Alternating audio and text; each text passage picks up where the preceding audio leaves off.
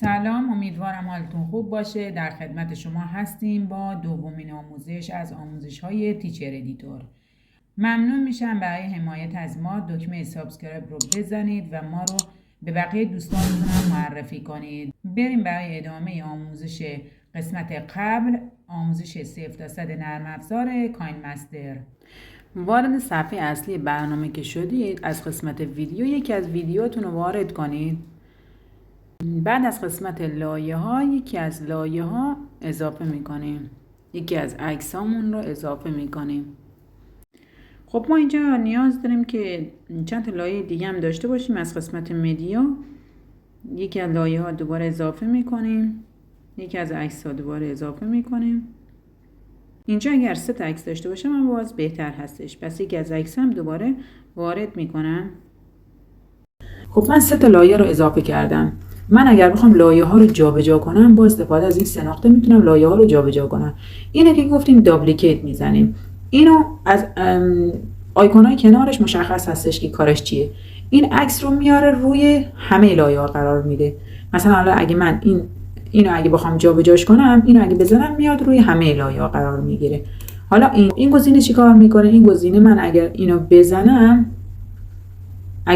بزنم مثلا این لایه رو من میخوام جابجا کنم، اینو اگه بزنم بیام روی این لایه رو میاره روی کار.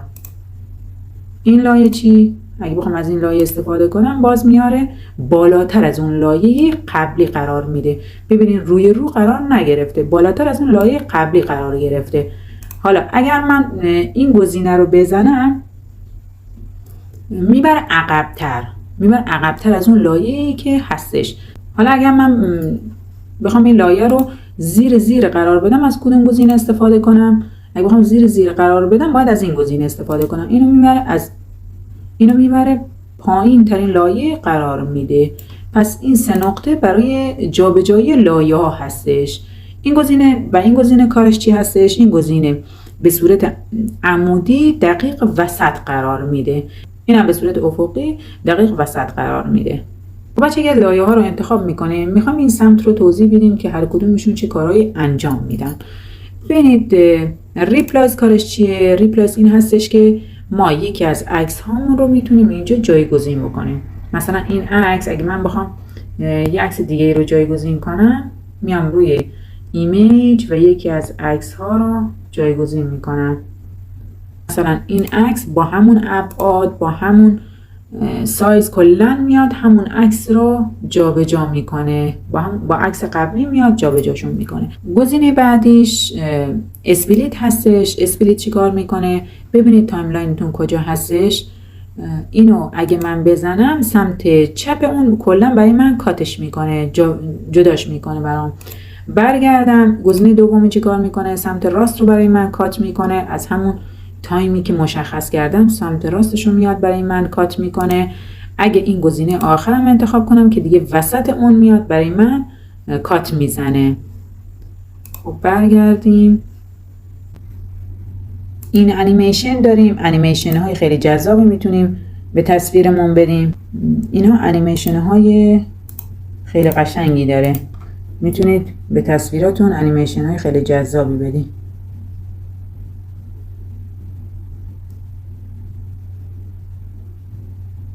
خب برگردیم.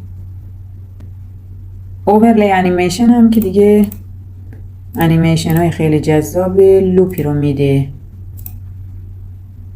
انیمیشن های لوپ هستش. اوت انیمیشن هم که دیگه انیمیشن پایانیش هستش. هر انیمیشنی که شما براش انتخاب بکنید پایان همون لایه براتون اعمال میشه.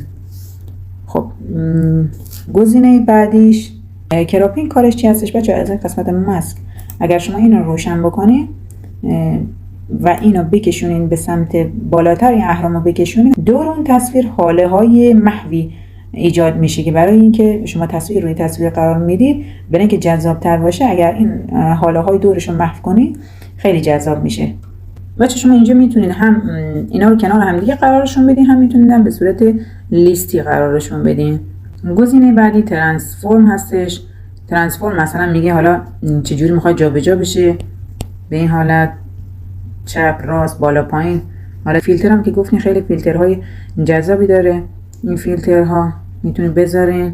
بعد درصد این که چقدر فیلترها روش اعمال بشن از اینجا شما خودتون مشخص میکنید که الان این فیلتره باید تا کجا، تا چقدر میتونید میخواین محو بشه، یا مثلا شفافیتش چجوری باشه، چقدر میخواید فیلتر روش اعمال بشه، اینجا شما مشخص میکنید. ادجاست هم که توی قسمت های بعدی بیشتر در موردش صحبت میکنیم که ادجاست هم که برای تنظیم نور و رنگ هستش که جلوتر بیشتر در موردش صحبت میکنیم. اینو برگردونیم. خب بلندینگ هم که دیگه توی این شات هم اگه کار کرده باشید مشخص هستش که بلندینگ چه کاری انجام میده. مثلا اینا که من بزنم، وقتی شما دو تا تصویر رو روی هم دیگه قرار میدید میاین از بلندینگ استفاده میکنیم. مثلا الان من اگر این تصویر رو بذارم، دو تا تصویر رو بیارم که مشخص باشه، مثلا الان من اینو با این نگاه، این دو تا تصویر رو من میخوام بلندینگش کنم. ببینید چه حالتی شما بیشتر به کارتون میاد. حالا بلندینگ که میخوان استفاده بکنه، ببینید که از کدوم، اینم باز شفافیتش یا درجه‌ای که شما میخواین روش اعمال بشه رو مشخص میکنید. مثلا من اگه از این گزینه استفاده کنم، بلندینگ به این حالت هستش. هر حالتی که شما خودتون انتخاب کنید و بیشتر به کارتون بیاد، میتونید از همون گزینهش استفاده کنید. بلندینگ کلا پالت رنگی عکس پایین رو به خودش میگیره. یکی از بلندینگ هایی که خیلی جذاب هستش حالت دارکن هستش. حالت دارکن خیلی عکستون رو جذاب میکنه، پالت رنگی خیلی قشنگی رو به تصویر میده. خب اینو دیگه برمیگردیم، کاری باش نداریم. چیا رو گفتیم، چیا رو نگفتیم؟ افکت رو گفتیم، بلندینگ رو گفتیم. اوپاسیتی ببینید شفافیت تصویر شما رو کم و زیاد میکنه. شفافیت تصویر رو کم و زیاد میکنه. خب به کروماکی نگفتیم. کروماکی هم که گفتیم. حالا اینجا من تصویری ندارم که پس زمینه سبز داشته باشه. تصویری که پس زمینه سبز داشته باشه کروماکی، از کروماکی استفاده میکنیم. حالا برای اینکه بهتر متوجه بشین من یه تصویر رو میارم. اینو من یه تصویر رو وارد میکنم، یه لایه رو وارد میکنم که حالت کروماکی داشته باشه. مثلا اینو میارم، یکی از این تصویرها رو وارد میکنم. خب این که حالت پرده سبز داره، اینو که زدم میام روی کروماکی.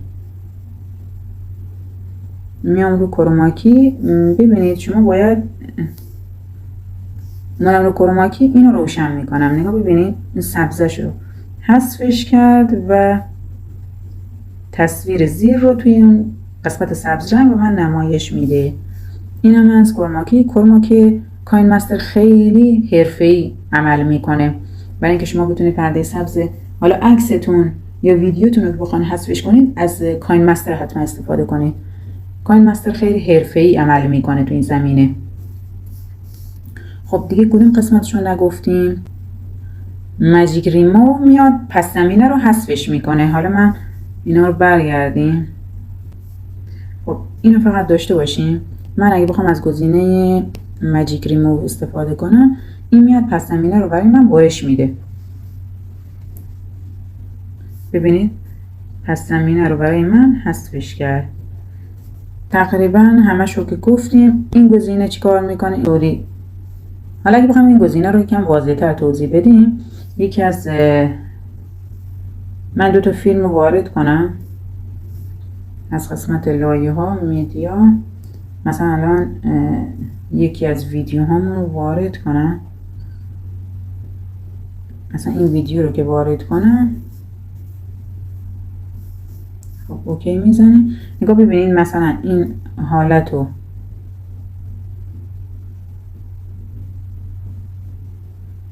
این حالت ماسک میاد کنار این قرار میگیره.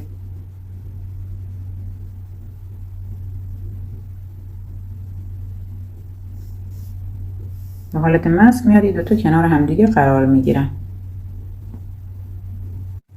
خب قسمت موزیکش رو اگه بخوام توضیح بدیم، نگاه ببینید وقتی روی لایه فیلم میزنیم یه چند تا گزینه اضافه تر میشه، مثل میکسر، مثل اسپید، مثل ریورس.